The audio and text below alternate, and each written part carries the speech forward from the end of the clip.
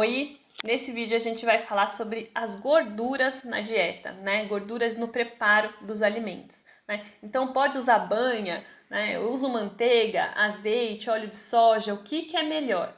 Né? A gente tem muita confusão nesse tema, né? Principalmente recentemente as pessoas começaram a questionar e vilanizar algumas gorduras que são boas sim para a saúde, tá?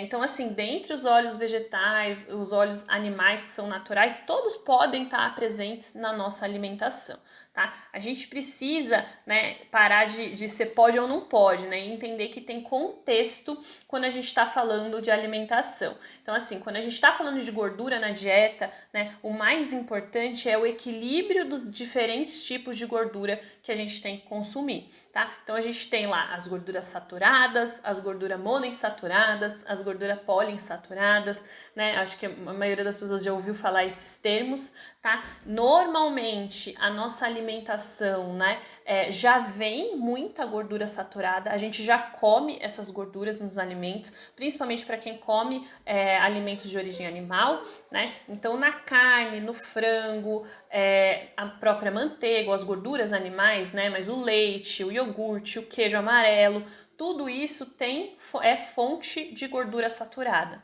tá? As gorduras poliinsaturadas e as gorduras monoinsaturadas já são um pouco menos presentes na nossa alimentação, né? E aí o ruim na dieta, né, é o desequilíbrio disso, né? Então a dieta, o padrão alimentar atual, né, principalmente se a gente vê pessoas que comem mais alimentos industrializados, ultraprocessados, né, é uma alimentação que tem pouca gordura poli e monoinsaturada e tem muita gordura saturada.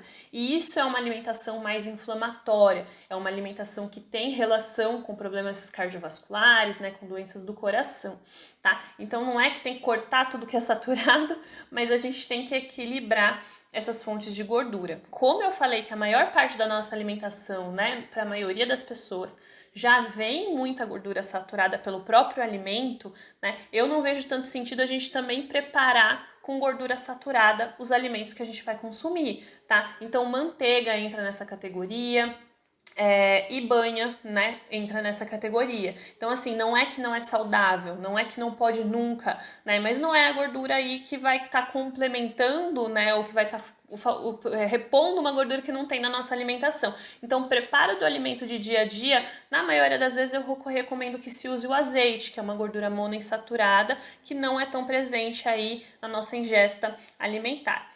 Tá? Gordura poli, né, para a gente ter enriquecimento desse nutriente também na alimentação é importante, né? Tem aquela coisa do comer os peixes, né? Eu acho que as pessoas já ouviram isso, o brasileiro come muito pouco peixe, principalmente aqui, né? Não é todo mundo que tem acesso, tá? Então faz falta esse tipo de gordura, por isso que a gente suplementa também, né? Às vezes o ômega 3, né? Que é uma gordura que também falta na nossa alimentação, tá? E aí tudo isso para equilibrar então as fontes de gordura. Os óleos vegetais são ricos também em gordura poliinsaturadas, então eles podem sim estar presentes na nossa alimentação, né? Esses óleos refinados aí que tem também muita gente vilanizando, vamos dizer assim, ou proibindo, tá? E aí, em todos esses casos, né, todos eles têm quantidade recomendada.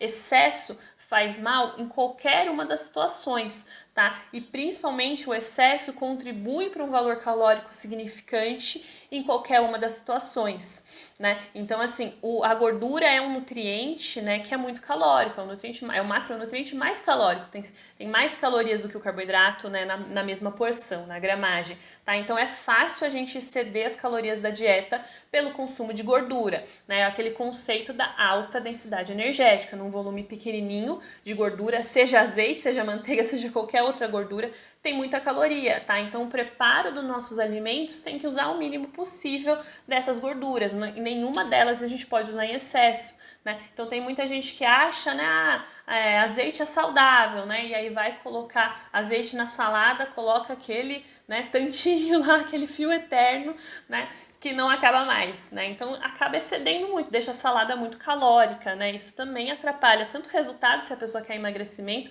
mas também excede aí as calorias da dieta, não é a recomendação, tá? Então todas elas a gente usar em pequena quantidade, tá? E aí em relação a aguentar a temperatura, né? Que tem aquele mito que o azeite não pode ser usado, não pode ser esquentado, né? Então a gente tem todos esses óleos, gorduras, tudo isso que a gente vai usar para esquentar, poderia ser usado, só que todas essas gorduras têm uma tolerância ao calor e uma tolerância diferente. Alguns toleram um pouco mais calor, outras toleram um pouco menos. Tá? E o que acontece quando ela não tolera o calor? A gordura começa a se saturar também, ela vai perdendo essas insaturações, tá? Então a gordura vai ficando ruim, né? Quanto mais a gente esquenta ela.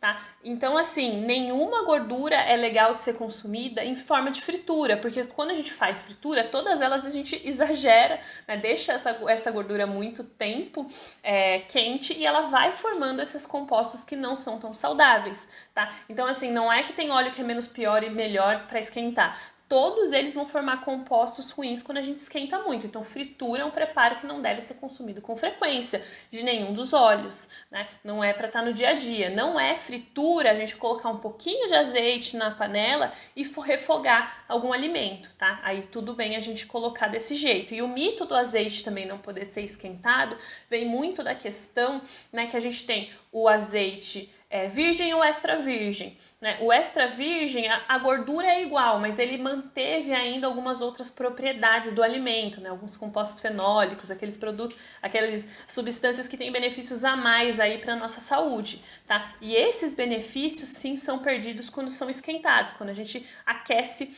o azeite, eles vão evaporando, vamos dizer assim, vão oxidando e vão deixando o óleo. Não significa que a gordura ficou menos saudável ali. Tá? Então, normalmente, para esquentar, né, para aquecer, para refogar, um azeite virgem não precisaria ser o extra virgem. Por quê? Porque o extra virgem é mais caro e você vai perder essa propriedade extra quando você aquecer. Mas pode usar também se você só tem o extra virgem, não tem problema nenhum. E para aproveitar esses benefícios extras do azeite extra virgem, a gente usar realmente para finalizar um prato ou realmente só para tempero de salada. Faltou uma gordura aí que também veio recente, né? Que eu não comentei, que é a gordura do coco, né? O óleo de coco, que também tem gordura saturada na composição. Então também não acho que é a melhor opção aí quando a gente está falando de usar sempre, de ser uma gordura predominante da alimentação, porque a gente já tem gordura saturada na alimentação, tá? Significa que não pode usar óleo de coco? Não, né? Então, normalmente, receitas salgadas, eu prefiro usar o azeite, né? Porque eu não gosto tanto também do sabor na comida salgada do óleo de coco, mas isso é pessoal. E quando eu vou para uma receita doce, então fazer uma panquequinha doce na frigideira que precisa um pouquinho de óleo, eu uso o óleo de coco, poderia ser uma opção. Se também não liga, não precisa nem dessa gordura, porque a gente come gordura saturada de outros meios, tá? A gente pode usar também a classificação do mais processado e do menos processado na questão da gordura, né? Então, normalmente as pessoas favorecem o consumo do próprio óleo de coco e do azeite por serem gorduras mais naturais. Então, serem gorduras que não são refinadas e que mantêm um pouquinho esses nutrientes extras, como eu falei do azeite extra virgem, né? Essas propriedades a mais, tá? Então, pode sim preferir escolher essas duas. Só lembra de contextualizar pelo resto da alimentação, né? Então, talvez, por exemplo, alguém que não tenha o padrão de consumir gordura saturada pela comida, né? Então, alguém que não come tanto produto animal, um vegano, por exemplo, ele pode usar mais frequente o óleo de coco, porque a gordura saturada não é tão presente na alimentação dele, né? A gordura que vem dos alimentos vegetais já são esse perfil de insaturada e monoinsaturada. Então, para ele, o equilíbrio é usar o saturada, né? Para quem já come essas outras gorduras, a gente preferir usar o azeite, por exemplo, certo? Ficou alguma dúvida sobre gordura? Comenta aqui que eu tento esclarecer para vocês. Beijão!